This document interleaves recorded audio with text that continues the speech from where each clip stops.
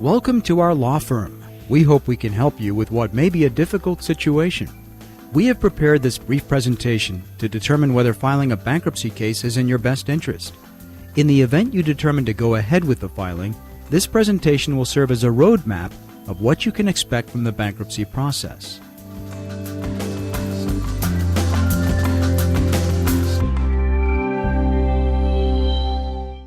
Bankruptcy laws in this country were written to help debtors avoid certain unfair situations relating to the use of credit.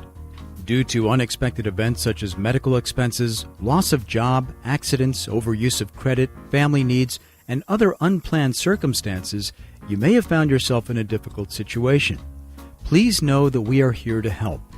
Bankruptcy may stop foreclosures, wage garnishments, lawsuits, accrual of interest on debt, or attempts by judgment creditors to attach assets. Bankruptcy can also be helpful in providing a fresh start after a rough ride. However, it is a very serious matter, and it can bring with it consequences that are not always pleasant. When faced with financial difficulties, there are several options to consider. Ignoring or avoiding the problem will not help. Credit counseling services provide suggestions or plans for dealing with financial problems. Seeking bankruptcy relief is also an option, although it is one that should be taken with a complete analysis of your financial options. Our office can help you decide whether such a step makes sense in your situation. Should you choose to seek protection under the federal bankruptcy laws, there are several different chapters which may be available, each of which may have particular advantages and disadvantages. Generally, individuals or families will consider Chapter 7 or Chapter 13. In rare instances, Chapter 11 may make sense, although it is generally used by businesses. Owners of family farms may choose to use Chapter 12, which is specially configured to help small agribusiness enterprises. What follows is a brief description of the various chapters of bankruptcy and the other aspects that are included in the bankruptcy process. Chapter 7 is a commonly used process that allows honest debtors to get a fresh financial start. It may eliminate most kinds of unsecured debt. Examples include credit cards, medical bills, most personal loans, and deficiencies on repossessed vehicles. It is our goal to help you keep your home, car, and other personal belongings important to you. However, it requires you to surrender non-exempt assets to a trustee for the benefit of creditors. It usually takes about 4 short months from start to finish.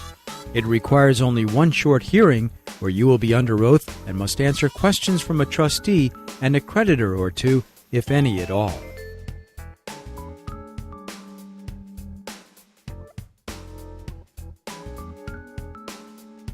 Chapter 7 eligibility is easy to establish. You must be a resident of the area for the greater part of the last 180 days. Also, you cannot have received a bankruptcy discharge within the last 8 years. Your income must be less than the state median for your state, or certain debt-to-income ratios must exist. In addition, mandatory credit counseling is required from an approved agency within 180 days prior to filing bankruptcy.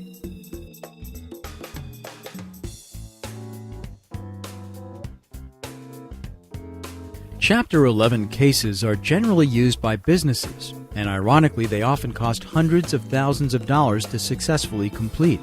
Airlines, department stores, hospitals, and other businesses use Chapter 11 to reorganize debt and financial affairs. Only in rare situations does a Chapter 11 make sense for individuals. This is because it is generally for businesses, more costly to administer, and provides a more flexible plan. A Chapter 13 filing is most appropriate when the following situations exist. You have non-exempt assets such as a boat or cabin which you desire to retain, or you owe non-dischargeable back taxes, or you are several months in arrears on a home which you wish to keep, or you have debt that is not or may not be dischargeable in a Chapter 7 case. If you choose a Chapter 13 case, you will have to determine what funds are available for payment to a trustee each month after determination of a reasonable budget. These excess funds will be paid monthly to the trustee while staying current on your other obligations. The amount paid over a 3 to 5 year period must pay priority claims, such as back taxes, home arrearages, and other required payments in full. It must also exceed the fair market value of any non-exempt assets you wish to keep. The Chapter 13 plan includes curing defaults and cramming down some liens. However, full payment of priority claims is necessary, and any excess amount over the budget is the monthly payment. The Chapter 13 plan also requires good faith on the debtor's behalf. If income is greater than the state median, your plan must provide payments to creditors for a 3 to 5 year period. Other situations have specific provisions that are dealt with on a case-by-case basis.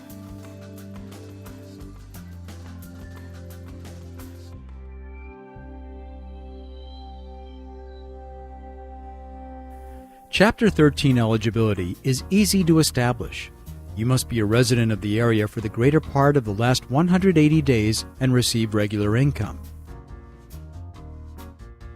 There are debt ceilings of approximately $307,000 and $923,000 secured dollars. In addition, mandatory credit counseling is required from an approved agency within 180 days prior to filing bankruptcy.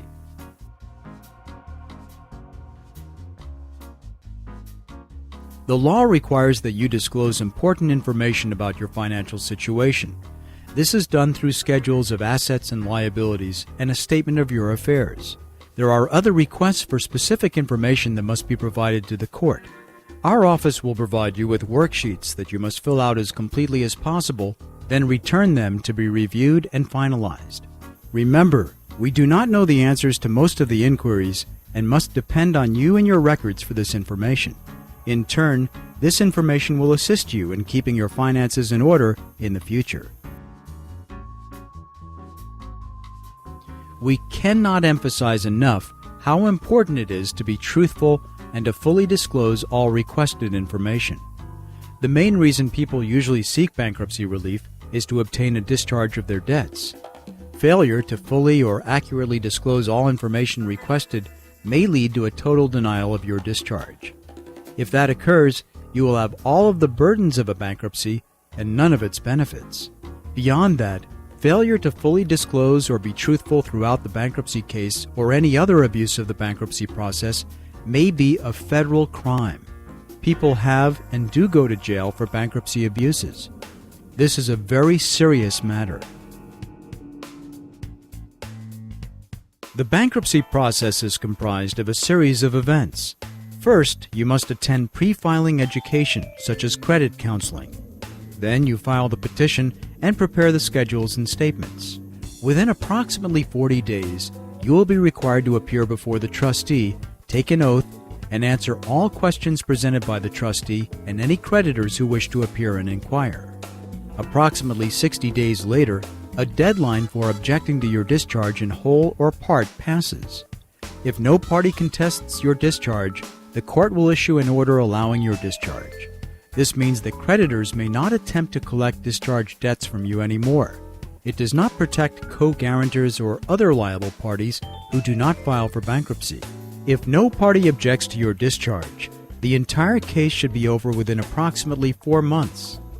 If someone objects to your discharge, then a separate court process will commence. Your full and truthful disclosure now will help determine whether such an action is possible. Remember that your lawyer is sworn to secrecy on your behalf on most everything you disclose, so there is no reason not to be completely candid about your financial past. As we stated, some debts cannot be forgiven through the bankruptcy process. These include those debts incurred or tainted by fraud in any fashion. Likewise, those debts resulting from willful conduct such as assault, theft, DUI, or other types of actions cannot be discharged. Many state, local, and federal taxes cannot be discharged. Some can, however, and if you have tax problems, you may want to spend extra time talking with us about them. Likewise, bankruptcy cannot alleviate family-related responsibilities, including child support or alimony-type payments. Neither can student loans be discharged, except in very rare hardship cases. If you have recently purchased luxury items or a vacation on credit, such resulting debts may also not be dischargeable. Finally, Debts not listed in your bankruptcy papers will not be discharged. Aside from the debts specifically accepted from discharge, it is possible to lose your entire discharge so that no debts will be discharged. This can result from dishonesty associated with the process, including insufficient paperwork, deceiving a creditor, the trustee, or any other court officer. If you have hidden, transferred, or destroyed assets or records, the court may take away your discharge. Additionally, if you cannot explain what has happened to assets you used to have, you may jeopardize your discharge. Please don't think that no one will find out about your past dealings. In this electronic age, such information is readily available to trustees and creditors. Again, explaining a difficult situation to your lawyer will not put matters any more at risk. It will only help your lawyer advise you about what you can legally do. Additionally, failure to complete a personal management course will lead to a denial of discharge. Bankruptcy allows you to keep certain important and necessary assets through an exemption process. While a generous homestead exemption is usually offered, the law requires that you must have lived in your home for a certain time period in order to claim the full value of the exemption.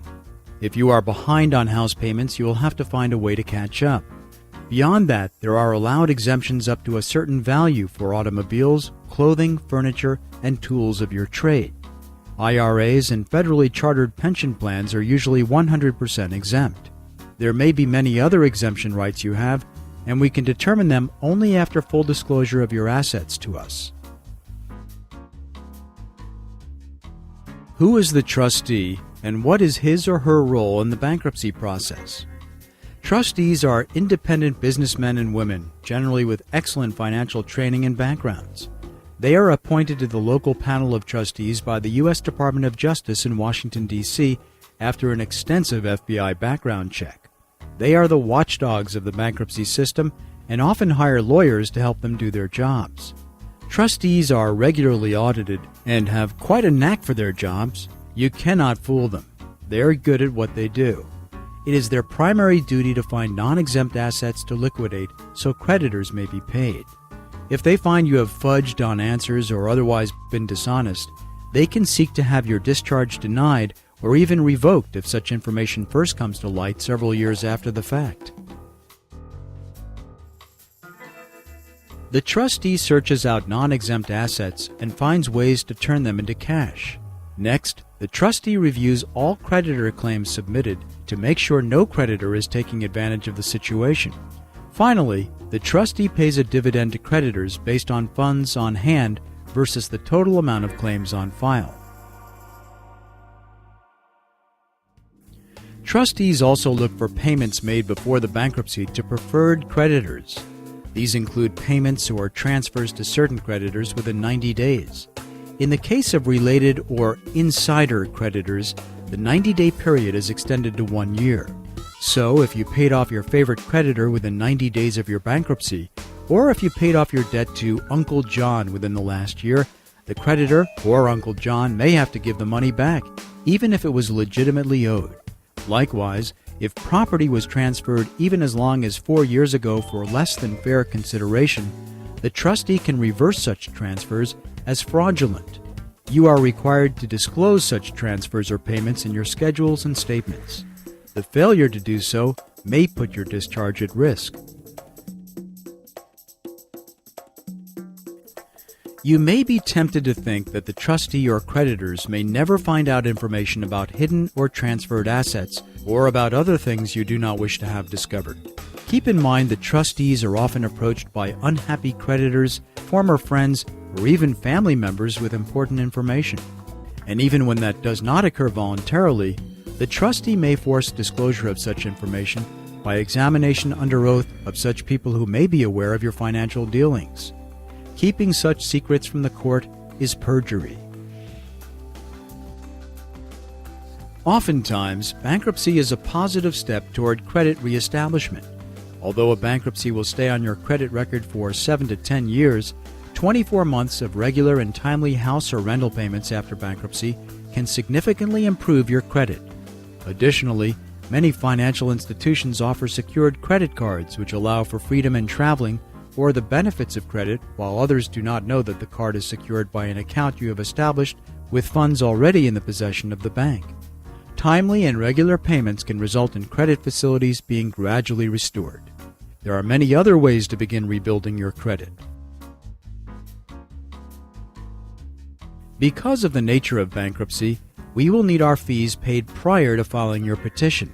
In the majority of cases, this fee should be all that is necessary.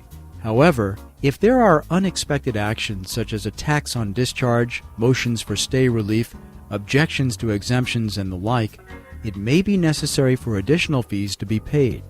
As you can see, bankruptcy can provide a fresh start for honest debtors after a rough ride.